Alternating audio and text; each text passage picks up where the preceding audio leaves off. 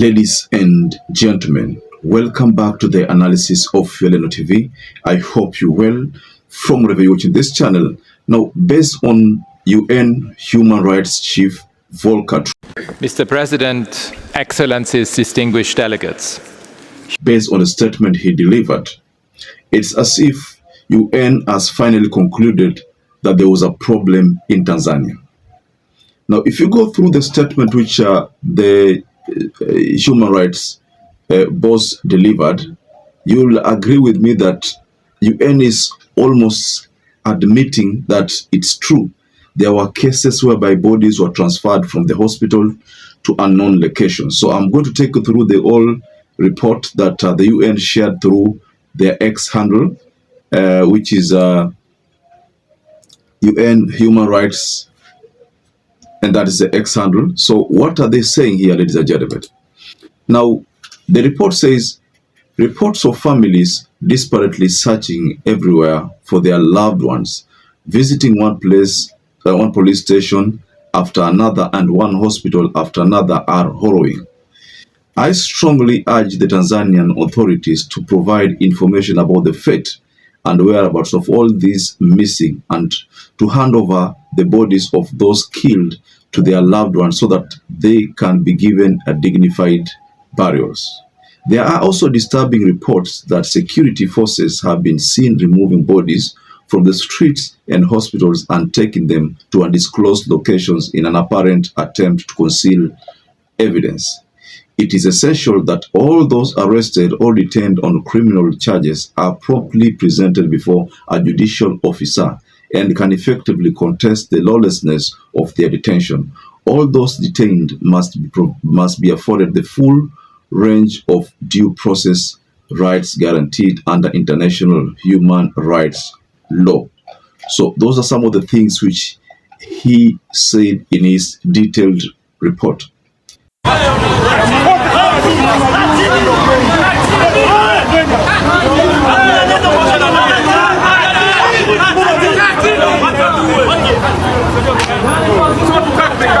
Now, what you need to understand here is that these informations have been obtained by the UN Human Rights Office from different sources in Tanzania, and the report suggests that hundreds of protesters and other people were killed and a known number injured or detained.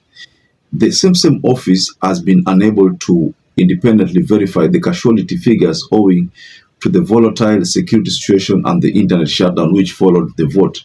What it means, in other words, is that the bodies were spotted being transferred from hospital to unknown location. There's a case of a Kenyan teacher who was killed in Tanzania, and his body has not been retrieved to date. And the Tanzanian authority has not provided the body to the Kenyan authority so that the family can receive the body and probably give a dignified send-off. So what is happening here? UN are reminding the Tanzanian government that enough is enough. First, they have called for a detailed investigation, and they have requested for total cooperation so that this investigation be successful. Remember, there was talk that ICC forensic investigators were denied access to Tanzania when they attempted to enter Tanzania through the Julius Nyerere Airport.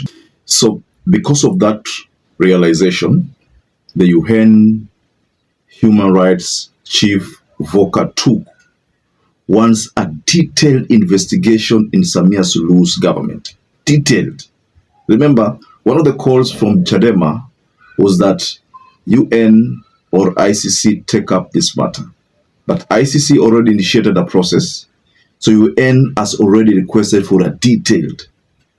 So, I'm looking at several sanctions here because most likely, based on this preliminary report from the UN through the UN Human Rights Chief, it's already indicating that most likely these people will get sanctions. Remember, CNN delivered a report that was almost agreeing to what the UN has already released. CNN's report, which was through Larry Madowo's investigations. They also shared a couple of videos, which after a lot of geographical investigation, these videos could have been taken in Tanzania at the time of election. I mean, rather during the time of election. So we can't say that those are images which have been AI generated.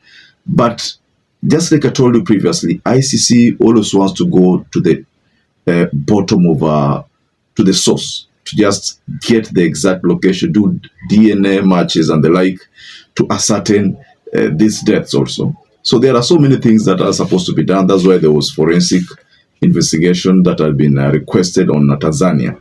Now, I'm looking at Vokatuk's statement as a positive sign towards Chadema's quest for electoral justice. The injustice that was witnessed during the demonstrations must be solved. There has to be someone has to be held responsible. That's why the UN is here. UN is here to just make sure that someone is held responsible. So the big question is, who is this person? I've seen people who reacted to the comment by the UN. People are telling the UN directly that, what do you want to investigate? Well, we all know who the person is, who actually is related, who is responsible for these election-related killings and other violations. So whom do you want to investigate? I've seen a couple of comments, and allow me to just take you through a couple.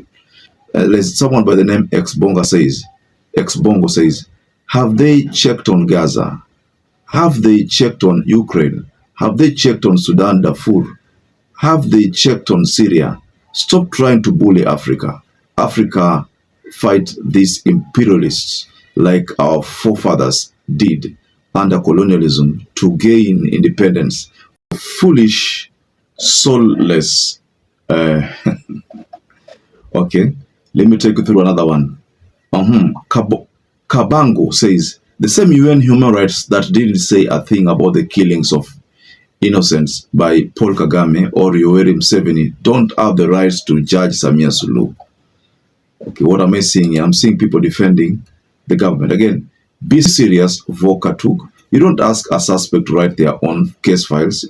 This was mass violence. Lives were lost. Families are still searching for their loved ones. An internal inquiry is just public relations, not justice. We need an independent international investigation. Then bro from Sierra says, why investigate when you actually know what happened and who did what?